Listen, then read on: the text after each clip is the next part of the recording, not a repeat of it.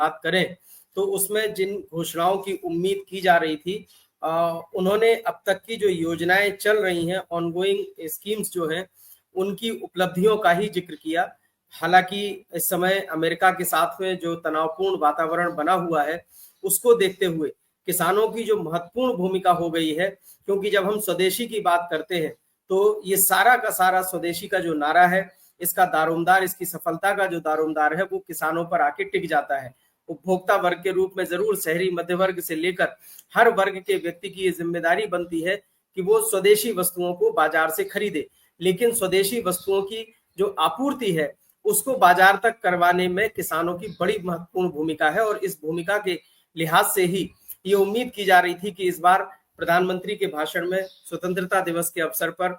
सबसे ज्यादा जो जोर होगा वो किसानों पर होगा। उन्होंने इस बात पर जोर दिया भी और पीएम धन योजना सहित तमाम योजनाओं का जिक्र किया, जिसमें पीएम किसान सम्मान निधि का भी उन्होंने जिक्र किया और बताया कि किस प्रकार से देश के जो छोटे किसान हैं, जो पूरी ग्रामीण अर्थव्यवस्था की धुरी है, उसके केंद्र बिंदु में है, उनकी वजह से किस तरह से पूरी अर्थव्यवस्था को मजबूती मिल रही है। और साथ ही साथ जो छोटे किसान हैं, लघु एवं सीमांत किसान जो हैं, जो अब तक जो है विकास की जो मुख्य धारा से कटे हुए थे, साथ ही साथ उनको खेती उनके लिए लाभ का सौदा नहीं हो पा रही थी, तो उस दिशा में सरकार ने जो भी ये स्कीम्स चलाई हैं, चाहे पीएम किसान सम्मान निधि हो या सिंचाई से जुड़ी हुई योजनाएं हो, खाद बीज पानी की उपलब्धता को लेकर सरकार ने जो मिशन शुरू किए हैं, उनकी उपलब्धियां, उनसे मिलने वाले लाभ का जिक्र किया।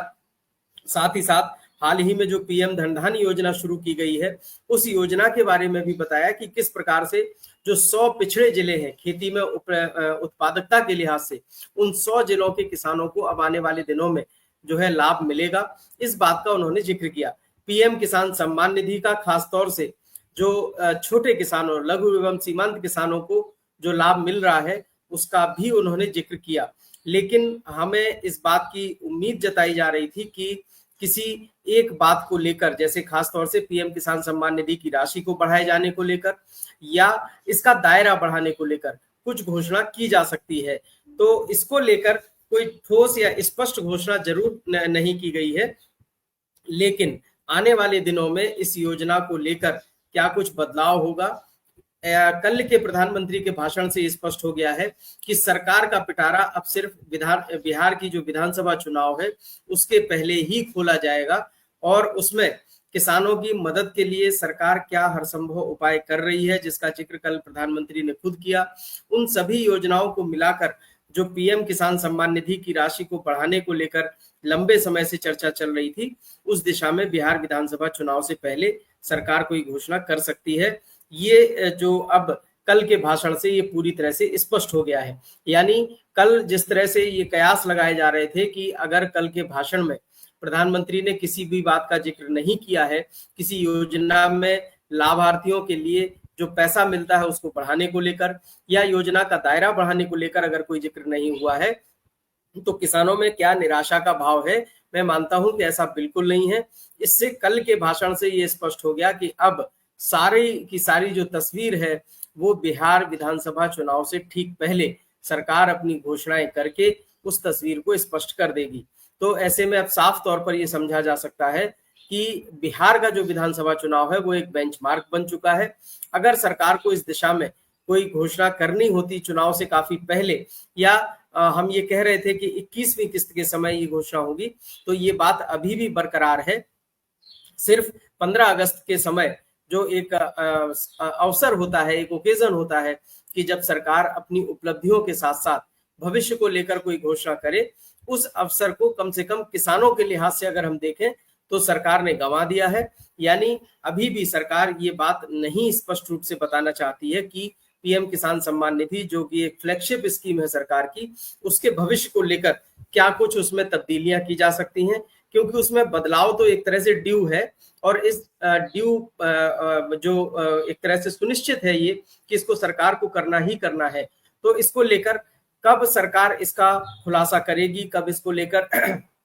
अपनी योजना को स्पष्ट करेगी, ये समय अब मुझे लगता है बिहार विधानसभा चुनाव ही होगा, क्योंकि इसके लिए सरकार पूरी तरह से राजनीतिक नफा नुकसान को आंक कर उसका आकलन करके ही कोई घोषणा करेगी। तो कल के लाल किले की जो प्राचीर से प्रधानमंत्री मोदी का जो भाषण था, उसमें अगर किसानों के लिहाज से कहा जाए कि क्या मिला, तो मुझे लगता है सिर्फ उपलब्धियों का अपना जो है वो बखान प्रधानमंत्री के द्वारा किया गया। विस्तार से उस बात को उन्होंने बताया कि धन धान्य कृषि योजना जो है वो किस तरह से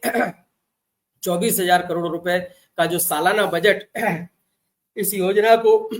मंजूर किया गया है, उससे देश के जो 100 पिछड़े जिले हैं, जो खेती के लिहाज से पिछड़े हैं, उनके किसानों को किस प्रकार से लाभान्वित होंगे। 16 जुलाई को कैबिनेट से ये योजना मंजूर हुई थी। साथ ही साथ जो मदद अभी किसानों को मिल रही है, जिसमें कृषि विविधीकरण से जुड़ी हुई जो योजनाएं हैं और भंडारण को लेकर सरकार ने जो छोटे किसानों के लिए हर गांव में आसपास जो है वो छोटे छोटे कोल्ड स्टोरेज बनाने से लेकर वेयर हाउस बनाने तक, जो एग्री इंफ्रा फंड की मदद से किसानों को खुद जो है अपने वेयर हाउस शुरू करने की जो पहल की है, इन सब योजनाओं का प्रधानमंत्री ने जिक्र किया। और साथ ही साथ किसानों को देश की रीढ़ बताते हुए ये कहा है कि छोटे किसान, पशुपालक और मछुआरे, ये सभी विकास योजनाएं जो कृषि से संबंधित चल रही हैं, उनसे लाभान्वित हो रहे हैं। पीएम किसान सम्मान निधि, वर्षा जल संचयन, सिंचाई परियोजनाएं, हाई क्वालिटी बीज और समय पर खाद सप्लाई से लेकर जो भी अन्य उपाय सरकार के द्वारा किए जा रहे हैं, उसने किसानों का आत्मविश्वास बढ़ाया है। साथ ही पशुधन के क्षेत्र में भी सरकार ने अपने जो अब तक के काम चल रहे हैं उनका भी जिक्र किया, जिसमें पशुओं के लिए जो बीमारियां होती हैं उनमें 125 करोड़ के जो मुफ्त टीके लगाकर इन बीमारियों से पशुओं को निजात दिलाने का सरकार का जो एक मिशन चल रहा है पूरे देश में, उसका पीएम ने जिक्र किया है। और साथ ही साथ दूध, दाल और जूट के उत्पादन में भारत किस प्रकार से किसानों की मेहनत से पहले स्थान पर आया है पूरी दुनिया में, वहीं चावल, गेहूं, कपास, फल और सब्जियों में के उत्पादन में भारत इस समय दूसरे स्थान पर है। कुल मिलाकर देश का जो कृषि उत्पादों का निर्यात है वो 4 लाख करोड़ रुपए से ऊपर चला गया है। ये प्रधानमंत्री ने बड़ी उपलब्धि बताया और इसका श्रेय जो है देश के किसानों को ही दिया है। तो कुल मिलाकर हम ये कह सकते हैं कि सरकार ने साफ तौर पर अभी भी ये बात कह दी है कि अगर देश की अर्थव्यवस्था की रीढ़ जो है वो अगर किसान है, तो आने वाले समय में किसानों के लिए और भी जो मदद है, जितनी हर संभव मदद है, उसके दरवाजे खोले जाएंगे, इसका दायरा बढ़ाया जाएगा। और जिस प्रकार से स्वदेशी की बात लगातार सरकार कर रही है, स्वदेशी पर जोर दे रही है, तो स्वदेशी का अभियान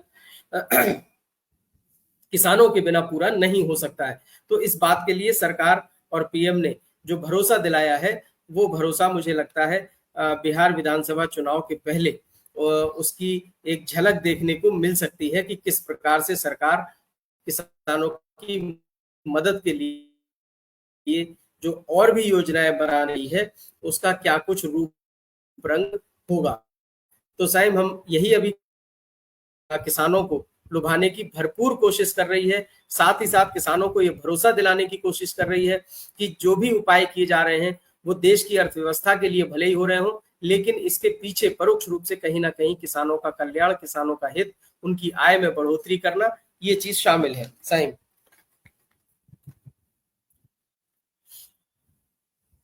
तो निर्मल जी, बहुत बहुत शानदार तरीके से आपने बताया। लेकिन निर्मल जी, आखिर पूरे इस बीच जब प्रधानमंत्री लाल किले से बोल रहे थे, जब प्रधानमंत्री लाल किले से किसानों को लेकर बोल रहे थे,